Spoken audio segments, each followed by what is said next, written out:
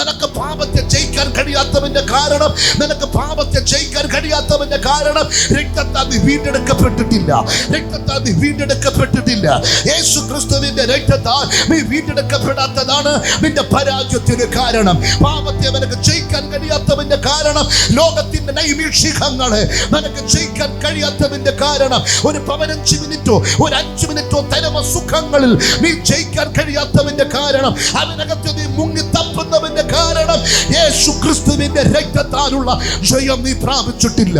യേശു ക്രിസ്തുവിന്റെ രക്തത്താലുള്ള ജയം നീ പ്രാപിച്ചിട്ടില്ല. എത്ര പേർ ആത്മാവിൽ പറയുന്നു, എനിക്ക് യേശുവിന്റെ രക്തം വേണം, എനിക്ക് യേശുവിന്റെ രക്തത്താൽ കഴുകപ്പെടണം.